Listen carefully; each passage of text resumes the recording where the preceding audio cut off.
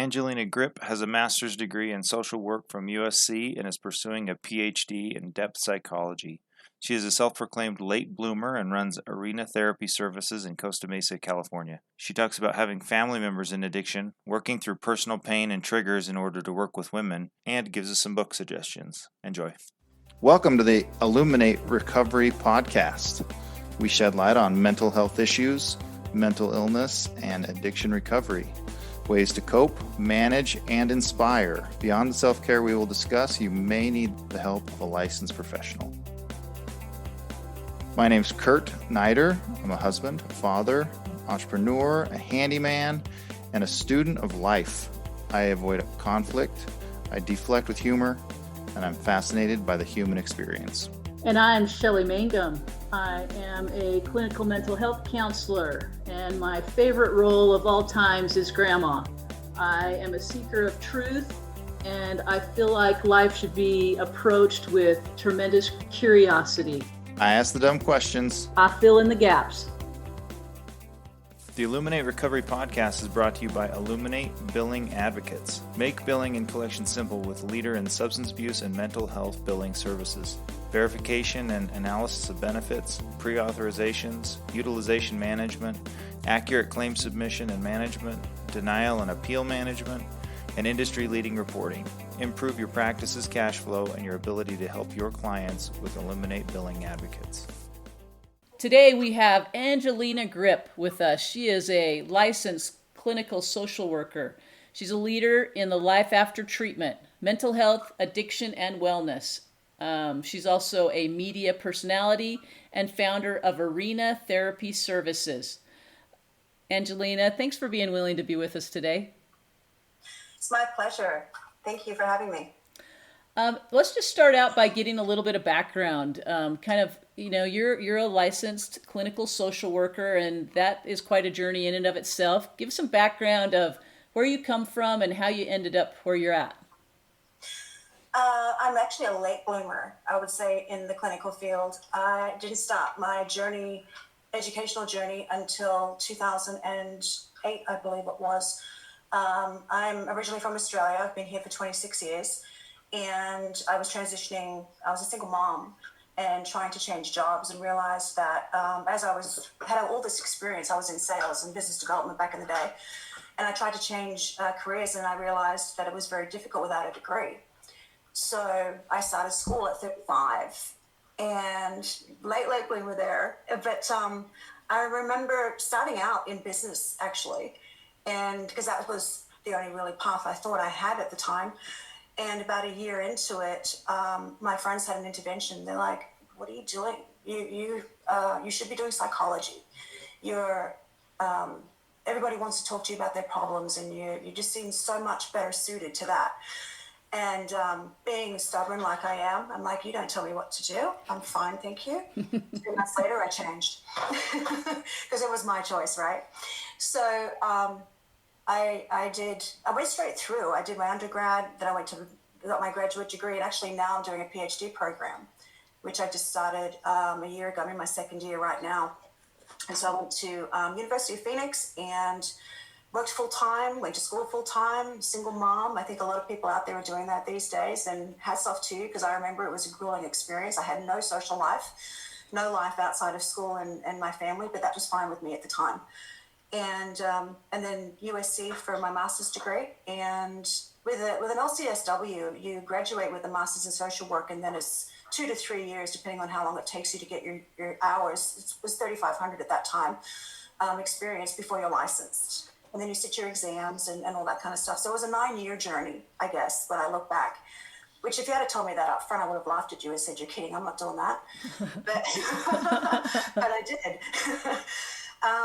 And I work in addiction and mental health. I'm in dual diagnosis, we refer to it as. And I fell into that when I was in graduate school. We had to take electives. And I remember thinking, "Oh, addiction looks interesting, I'll take that." Halfway through the class, my family is still in Australia. I was told that my brother, his girlfriend at the time, was having a baby, but they were both addicted to ice, which is another name for methamphetamine. in Australia, and it's a huge problem in the Southern Hemisphere. So I found out that, and the baby was born addicted to meth. And then she had another baby a few months later. You would have thought that was, yeah, she had another, obviously within a year, she had another baby. And that one was born, one of them was born with developmental delays. And so I became very passionate about it for mothers and women to be able to take care of themselves and get educated and find ways to combat addiction. But for the first couple of years of my career, I could not work with women. You could not work with women. Even though that's what I wanted to do, ultimately, there was a lot of, one of the things we learn when we're in school is, what are your hot buttons? What is it that you find that you can't actually participate in without bringing in your own personal feelings, countertransference, right? And I was having a lot of it. My first job, I started out working with women and men. And when I was asked, what's your preference? I said, please put me with the men, because the women were really triggering for me.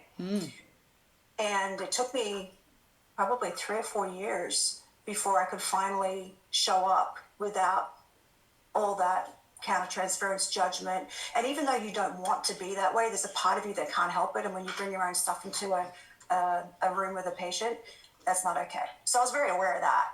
And but now I have a lot of female clients, a lot of women that I work with, because I think I work through my own stuff, and now it's what I wanted originally, which is great. Well, that's super fascinating, and I love that you pick up on that, right?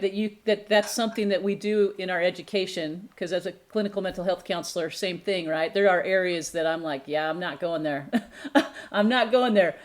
So obviously you've done your work around it. Can you talk a little bit about where those triggers came from and how they exhibited? Because I think that's fascinating, because we don't go after that, right? It just kind of shows up. Yeah, it does. And I think a lot of it was my brother, and I haven't seen my brother and spent a lot of time with my brother in years, because they live in Australia.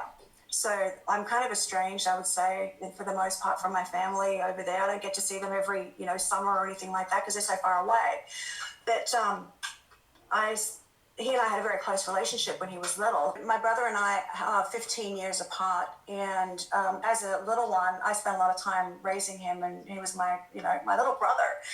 And then as I've moved over to the United States, I definitely don't get a chance to spend as much time with him anymore. But there's, family is family, whether we love them or sometimes hate them, right? We have our moments with them. No matter what, I was devastated to find out that he was going to be bringing a child into the world that was addicted to drugs. Because I was learning in school at that time about what was going on and how that affects people and how that affects the child and the future and all that kind of stuff. So I was very angry initially, but I misinterpreted, I believe now, talking to you about this, that I misinterpreted my anger for passion originally. Right, because it was actually, I was pretty angry. So I've been doing my own work as a therapist in therapy since I was actually 13 years old. There you go, I started very young. But I think doing my own work and having to admit that I was really angry was really difficult. It still is at times when I sit there and think about how angry I was, because I couldn't understand why I would get this resistance. And people are very intuitive, and that's part of the therapeutic alliance, is that there's an unspoken energy that occurs between two people. And I can sit here in front of you and say, oh no, I'm fine, it doesn't bother me at all, but every other signal in my body is telling you I'm uncomfortable with this. And that's kind of what was going on. So I had to work through that. It was uncomfortable, Yeah. And then we're on to the next thing, because there's always something, right? Well, and it, you kind of being parentified with your brother, just not necessarily because you had to, but you certainly were, and 15 years would definitely put you in that space of, mothering and being, being wanting to do those kinds of things with your brother. And so I suspect that there was a lot of dynamics there that that were under the surface that you weren't really aware of, and almost as a mother being disappointed in a child type of a experience. And I think even as a mother, being very protective of innocence and raging at the fact that an innocent life was affected by, in my mind back then, because I was still learning, I thought that they had control over it. Oh, well, you're choosing to do this.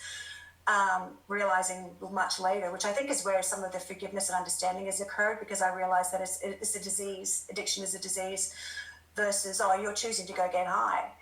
And yeah, it was difficult, and being a mother myself. So absolutely, that was a challenge. And then, my mother was an alcoholic.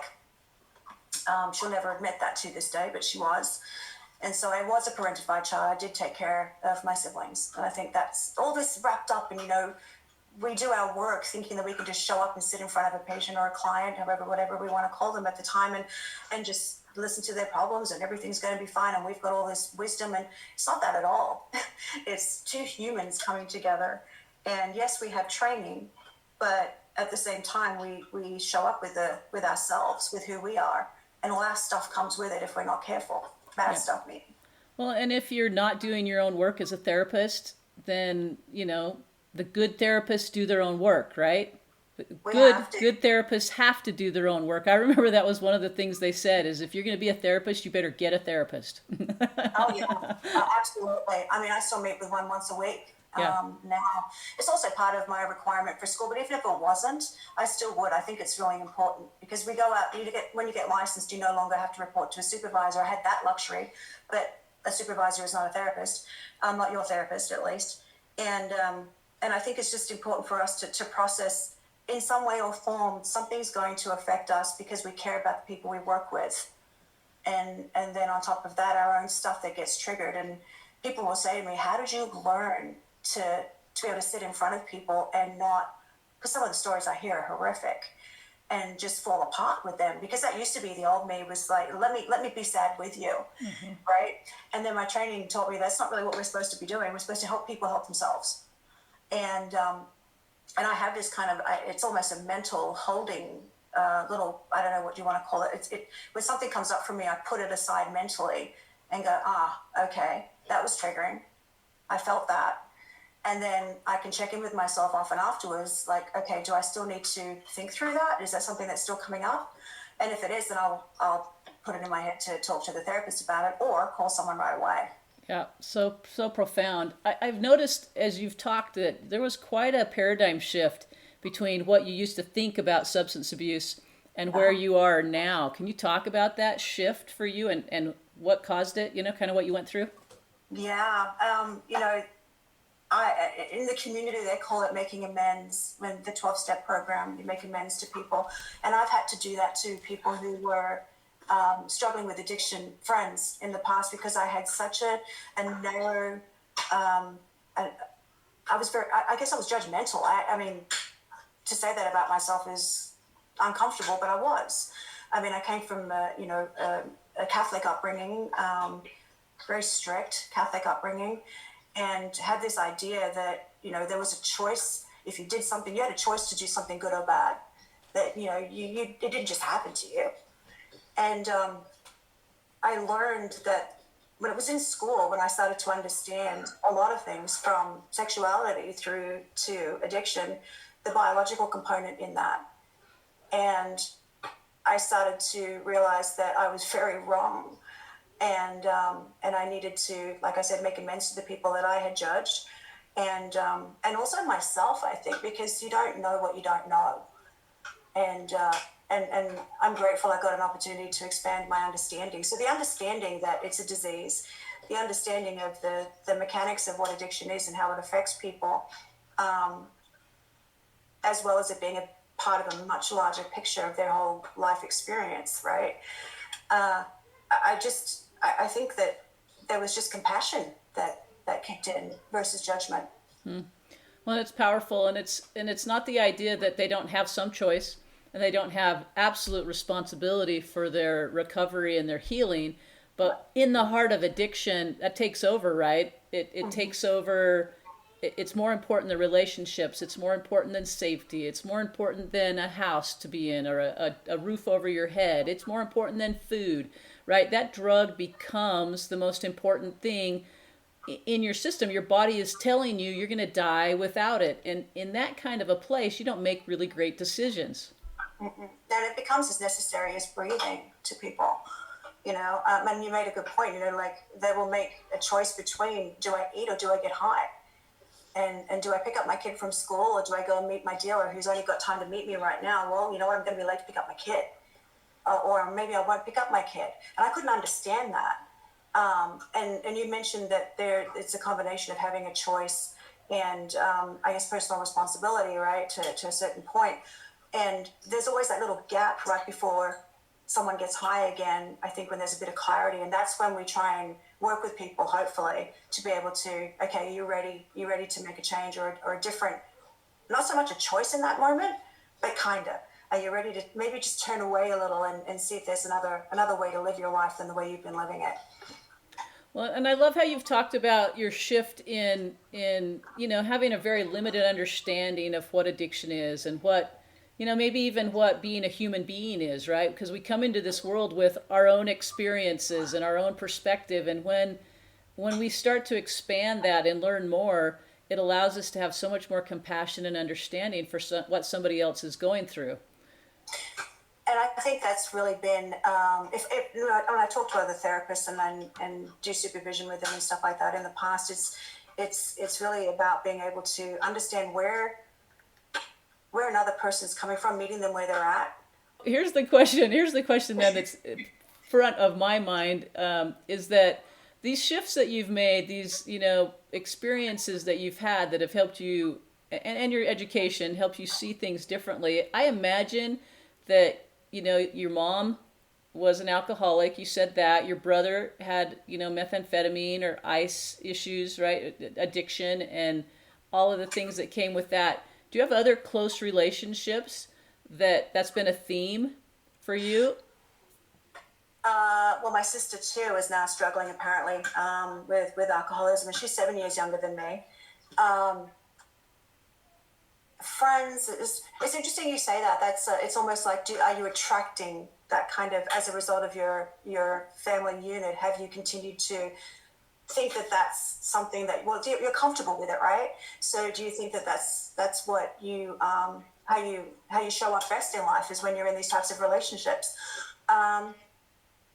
Yeah, actually, yeah, I would say that's the truth. But I would say most of the people that I've interacted with today are people who are in recovery versus people who are still struggling.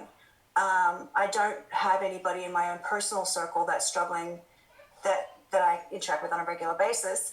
But definitely I am much more comfortable, even though I'm not in recovery, in the community of recovery, which is interesting.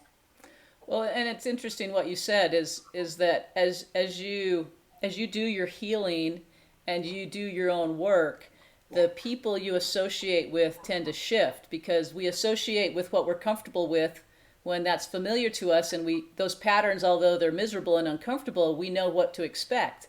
And as we heal and get better, we can start to, it shifts the people you hang out with, right? And that's just a basic recovery piece is your support network is your key, right? Absolutely. I remember before my son went into recovery, that I used to always blame it on his friends. I think most parents do. Oh, it's his friends, he's hanging around with a bad crowd and that's why he's misbehaving. Little did I know, my son was the ringleader of these groups. And, again, eat crow, Ange. I've eaten a lot of crow in my life. Wrong a lot. Thank God I'm okay with that. But yeah, I just remember wanting for him more than anything, for him to find people in a community that supported him in a really healthy way. And I knew that there was a distance that was between where he was at and where he could be, but I didn't know whether he was going to make that change or not, right? Because I can't force anybody to do anything. Today, he's got an amazing support network of people in recovery. All his friends are in recovery. And he associates just with people that are in recovery, and he goes to meetings on a regular basis. And he's just turned 25 last week. And it's beautiful to see that because, I remember before I even realized he was an addict, all I wanted him to do was to go to college, get a degree, get a good job, get married, do whatever it is you want to do. Now I'm just like, I just want you to stay alive and be happy. Right. But that was, I imagine that was quite a transformation as well. And coming from a, as a mother myself, at Yeah. first, right, with my first children, I'm like, no, you will do it my way, and I will show you what it is. And then I quickly learned as they become teenagers that I had no control over what they chose to do. Is all I could do is love them. And right, there was a transition there. What was that like for you? Absolutely awful. Awful and painful. And, uh, and I don't know any other way to put it. I just remember feeling so helpless because I was a therapist in an intern at the time. I was a new therapist when I finally realized my son had a problem, and I still remember calling the an interventionist because I didn't know what else to do. Even though I worked in treatment at the time, it didn't feel like I could go to where I worked to get him help, But I remember calling this interventionist and saying, I'm not sure. I think he might be, after I just found weed and all this other stuff. And it obviously, I thought he was just doing weed and maybe drinking. And not that that's any better, but it's not as an immediate death as something like what he was doing. And because I don't want to, I don't want to mix signals here where people think, oh, it's okay if they do weed and it's okay if they drink. I think I had a little bit of that going on, thinking, well, if that's all he's doing, okay, it's not so bad. Actually, it is. It is just as bad on a developing brain. And he was doing a lot of other things. And I just remember feeling like, oh, I'm a failure as a mother. What do I do here? Now his dad has more ammunition.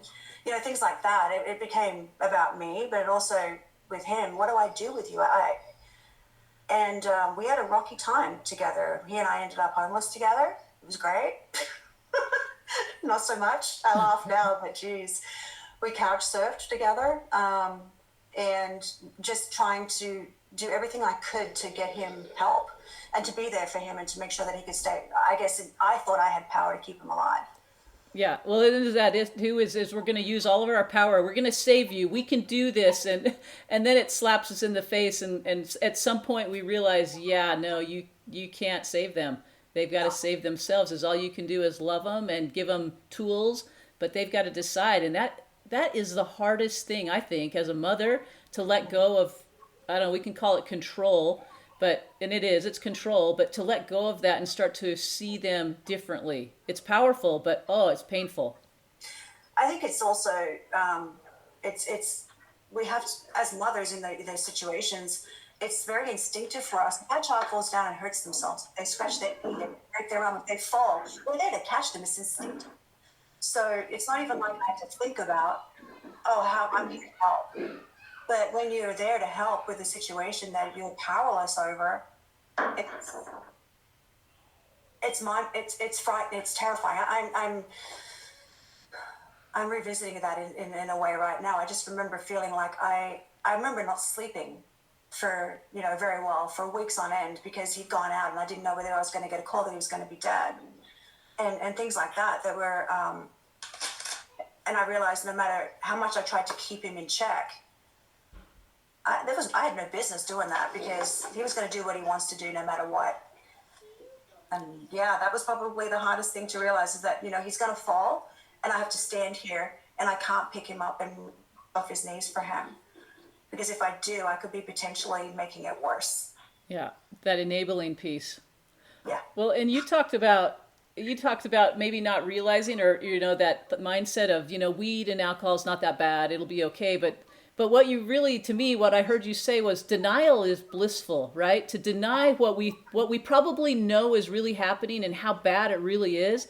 Denial keeps us in this safe place because if I don't really acknowledge how bad it is, then I don't have to go figure out how to save him, or I don't have to feel all of those emotions that are involved with that, right? The pain of I might lose my child and all of that. So denial is a really beautiful, painful, not so healthy coping strategy, right? It really is, and received a beautiful article from one of my patients this morning, actually, that was talking very much about that, and it included addiction in that story about how I think that we have a culture that tells us that we don't have to deal with hard things.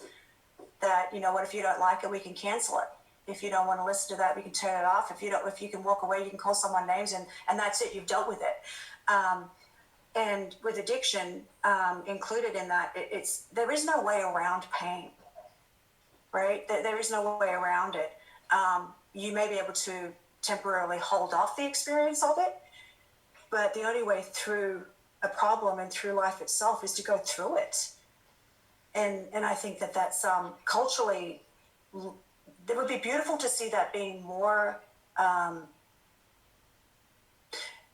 letting people know that that's actually what life is about. Because I feel like our culture is very much about, let's gloss things over. It's very much a denial culture, is how I feel. Well, and that's true. That's, I think, a lot of why we're in an opioid crisis is because our mentality is let's eliminate pain so that we don't ever have to experience that.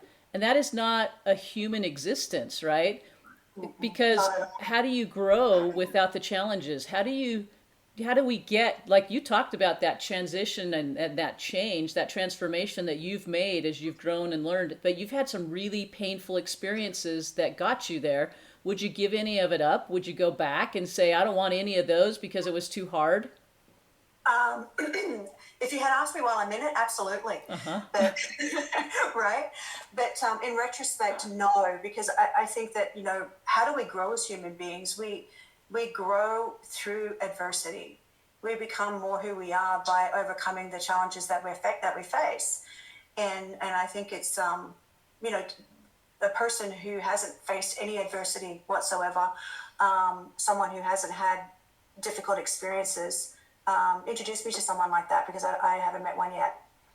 Right. And I don't want to be that person anymore that, has this easy life. Sometimes I've got to go find, not that we go look for it, but we need to work hard and we need to know what we want and go after it. And that's not going to be easy, right? And I listened to what you've talked about with your family and the transitions you've made from, living in a space where you grew up with addiction and being able to change your life and change your perspective. That came with some effort, and it's pretty profound because you've broken in many ways. You've broken the chain of addiction, and you've all learned, your son and you and your family members have learned what it looks like to recover and to live healthy. And what is that, right? What's our healthy relationship look like? And that really, isn't that the key? I would say yes. It's important to have healthy relationships, but when I meet with potential clients and even when I do talks and things like that, I talk about we're not here to help you. Recovery isn't a bed of roses. And life isn't either. It's not like you're going to have unicorns and stuff like that, and your life's going to be like a happily ever after. It's not that. Recovery and maybe true living, is being able to really understand and tolerate discomfort. Because when you can tolerate discomfort, there's always another side. You get through, it's going through it again, right? Instead of going around it. So I guess that's what I work with all the people I work with, is let's get you to be able to be okay with not being okay. Right. And there's value in going through that, right? What if we said addiction, it isn't, I didn't cause it, or I didn't, maybe I made some choices around it, but maybe this is my journey and how I'm going to make the best of this journey that I'm on, right? It can take me out and I can die, or I can figure out some skills and shift it and change it. And that's where, to me, that's where the power is, right? The power is in choosing to get the help that you need and to change it, whatever that looks like. You had mentioned before, we were talking about denial, and what if it's, and I was just thinking about this as you were talking, what if overcoming addiction is really about overcoming denial, right? Yeah. Being able to grow up, right? Because I think addiction is very much a form of denial. Yeah. Well, I think it's part of it. There's a lot of protective mechanisms. I call them protective mechanisms that we put in place to protect us so we don't have to feel the pain. Absolutely. And it's not necessarily a drug, right? Sometimes it's just our coping strategies. It's maybe what we saw our parents do, or people, the people who modeled for us. We saw them do it, and until you learn something different, you have no way of knowing.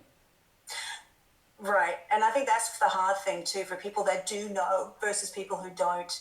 And being able to give the people who don't some grace and being able to say, okay, maybe you don't, but instead of, what do they say, make the pie bigger, right? And because I've looked at this pie for so long, this is the way I think things are.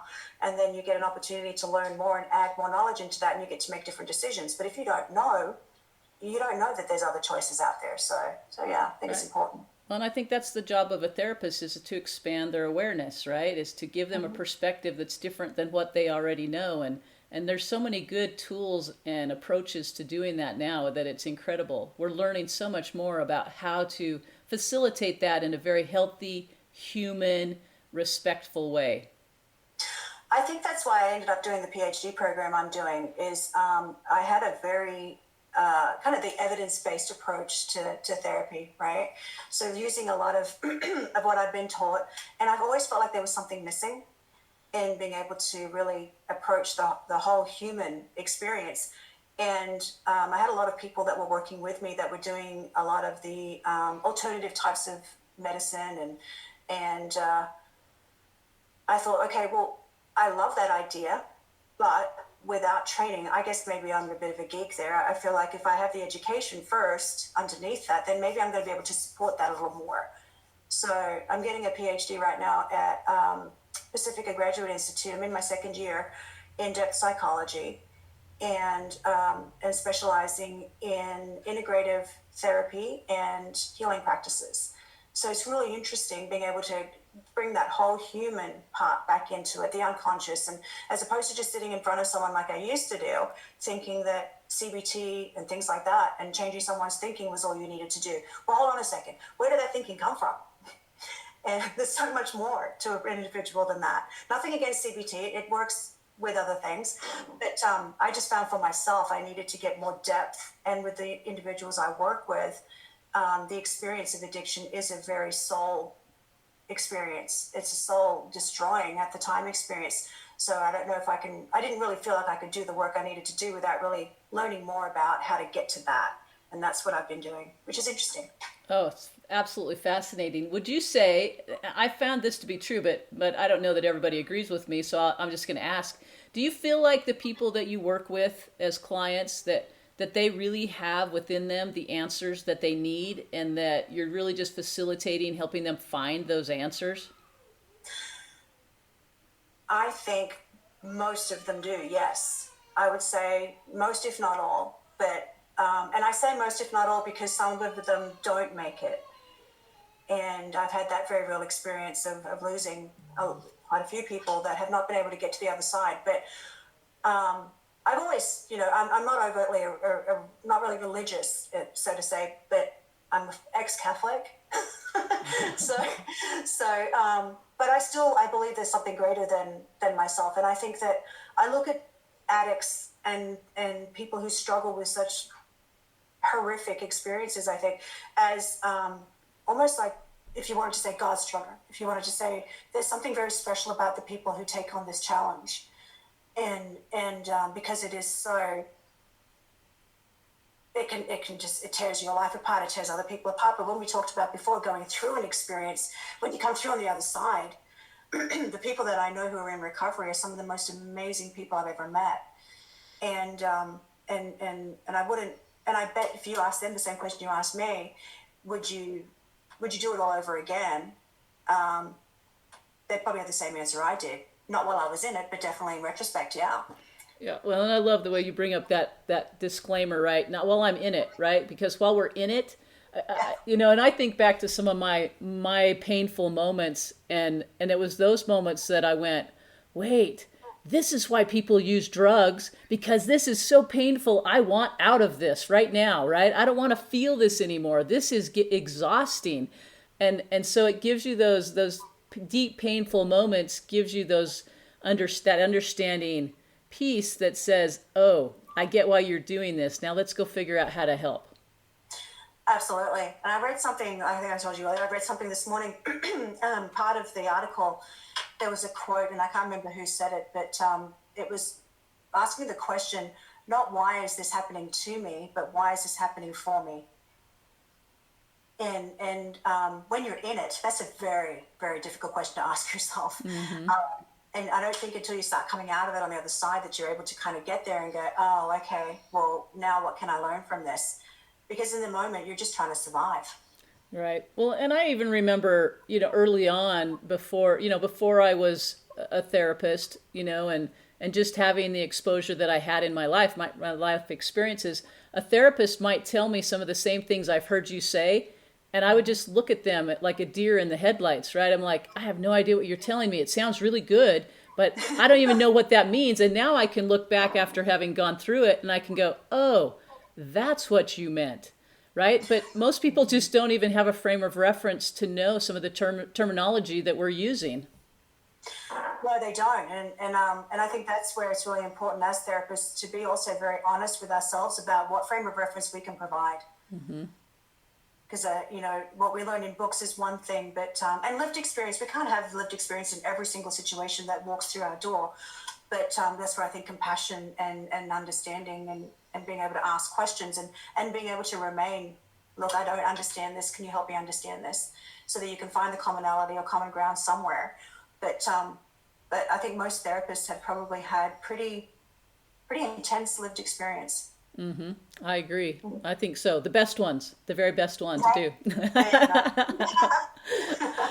Angelina, this has been just absolutely delightful to talk with you and learn about some of the experiences that you've had and kind of the transformations that you've made and are continue to make so that you can be, really good at helping people and helping change their history and their story as well and empowering them to do that. I'm wondering if you have a favorite author or, someone that you read or want to emulate.